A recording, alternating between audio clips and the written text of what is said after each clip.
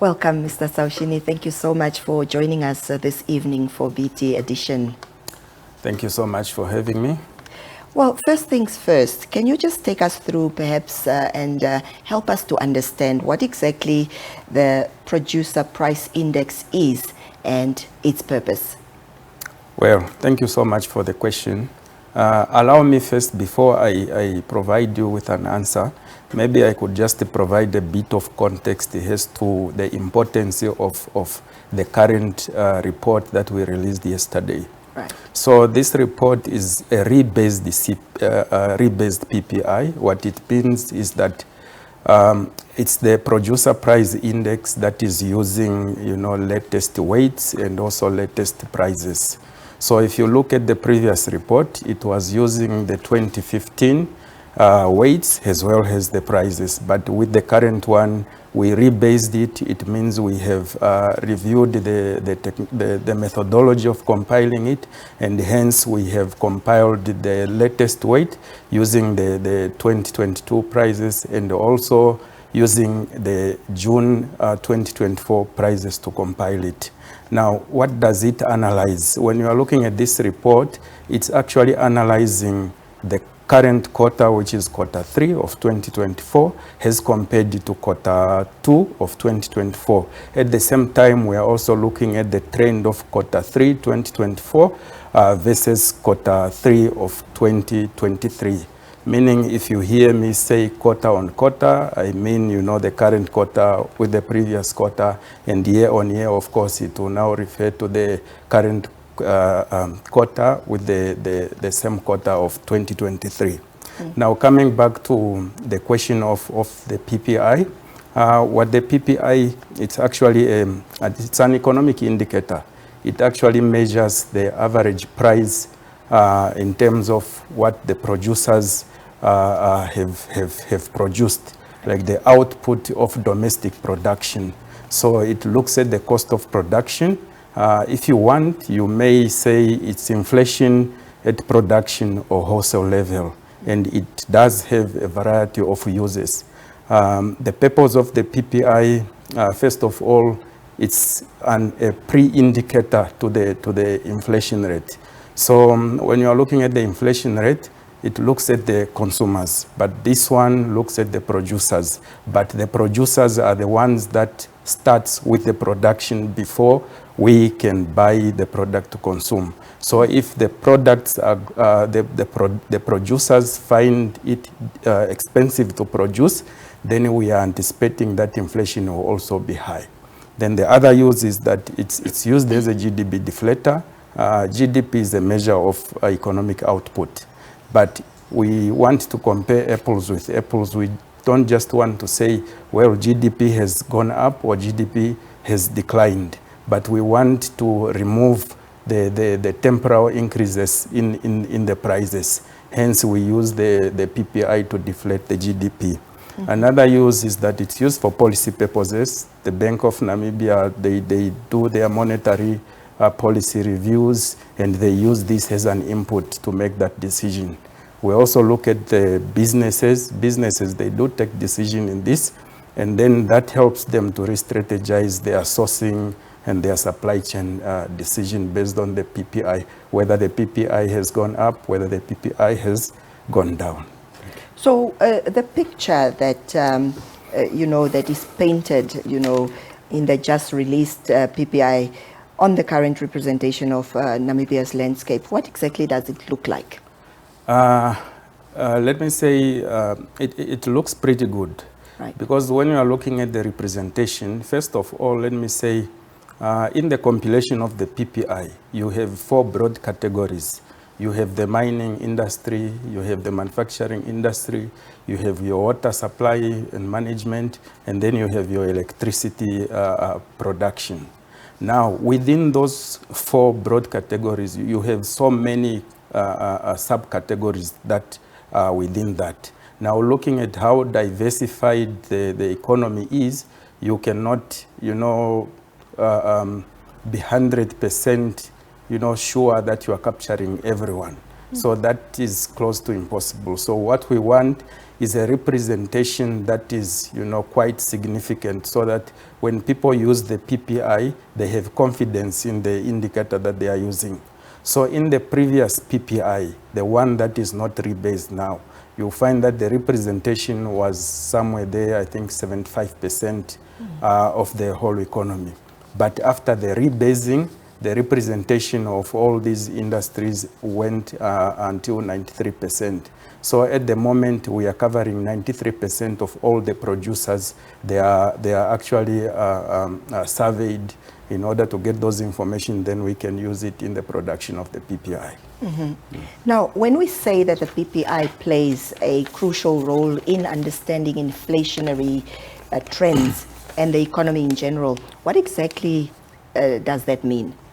Well, like I said before, when you look at the PPI, it's an economic indicator. Right. And just like any other economic indicator, these indicators, they are crucial for making, for analyzing the trends in the economy, for analyzing, different policies. Now, the particular one, which is the PPI, is very important. I mentioned earlier that it looks at the what is this? At the inflation. So it's actually an indicator. It's the first telltale sign that we are actually anticipating inflation. When you look at the PPI, it will inform us that the indication is that there will be an increase or there will be a decline in inflation. And then when you look at the economy in general, inflation, I think by now most people knows like what is inflation and what does it do and what is it used for. So if this is the precursor to tell what is going to happen around inflation, then we already know that some policies will be aligned to that inflation. So it's a crucial indicator that gives the overall health of the economy from the producer or from the wholesale perspective. So there are new additions in categories in industries such as mining, manufacturing, and water supply. What would you say necessitated the need to, to make additions in these categories? Yes, thank you. I think I mentioned earlier that the coverage of this, it rose from 73% to 93% where we are now. And what necessitated the changes or the increase of the expansion of the industry is that a lot of things has happened in the economy. There has been new entrant in the production fraternity. So those needs to be taken account of. And if we take account of, then we are able to, produce an index that people can rely on. Because the more ground you cover, the more representative your sample is. Well, you were explaining earlier about the importance of PPIs, but how crucial is the PPI for economic analysis, for policy making, for business decision making? Yes, thank you. I think this indicator is important for analysis of all the economic policy. When you look at economic policy, once you record or once you report that your PPI has gone up, automatically it also increases, or it means that inflation will also increase. Right. And what does that mean? It means that people have a lot of money to buy goods, and hence the economy starts heating up. And what does Bank of Namibia do? They use that information to say, okay, we are now going to reduce this money that we see in the economy. So they increase the repo rate. So the repo rate, what it then does is it makes borrowing or the cost of having money more. So that money, eventually it will be absorbed by that increase in the repo rate. So that is just one example how the PPI can be used in decision making or policy making processes. Another example that I can give is on businesses. businesses, they make decisions based on, real-time data. So when they are using or when they are looking at the PPI, it actually informs them how they can maneuver around where to source their product. And if they see this, they can change their sourcing strategy from one producer to the next producer. And that is to their advantage because they are trying to, avoid transferring the cost of production to the final consumer. Well, let's go a little bit into specific industries, starting with perhaps mining. How did mining perform as per the report? And then you can also touch on other industries. Yeah, thank you. I think overall, maybe before I touch on the specific industries, is to look at the overall PPI. Right. Because all these industries that I mentioned, that there is mining, manufacturing, water, and energy production, all these categories, they feed now into the main PPI. Okay. When we look at the main PPI, we observed that both quarter-on-quarter, both and year-on-year, there has been a slight decline in that PPI. And that's a good indication because the lower the PPI is, the lower we are anticipating the CPI to be, because there is no transfer of cost from the producers now to the consumers. Right. So coming down to the different categories, under mining, two things have happened there. When we look at quarter-on-quarter, we noticed that there was a decline in the mining PPI.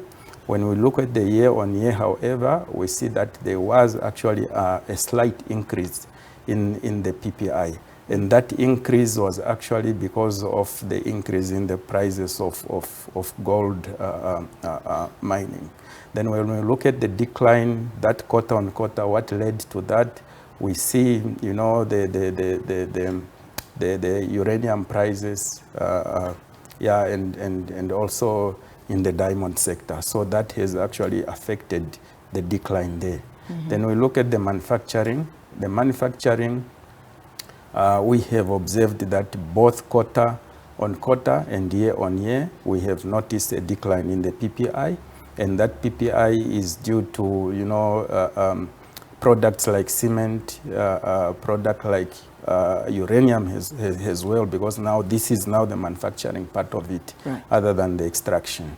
Then now the interesting part that we can talk about is the water management as well as the energy. Those are the two sectors, and maybe the viewers will have a question there to say, but why? When you look at these sectors, we find that there has not been any change. Right.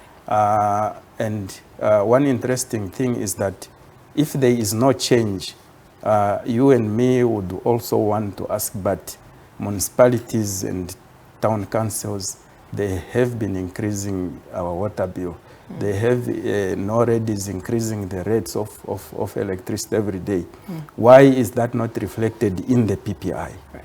The answer is simple. This looks at the producer. The town councils, the municipalities, the NORAD, they are not producers. They are simply distributing. So they buy from NamPower, they buy from NamWater, and then they redistribute. But it's upon them to say we are going to increase or we don't increase.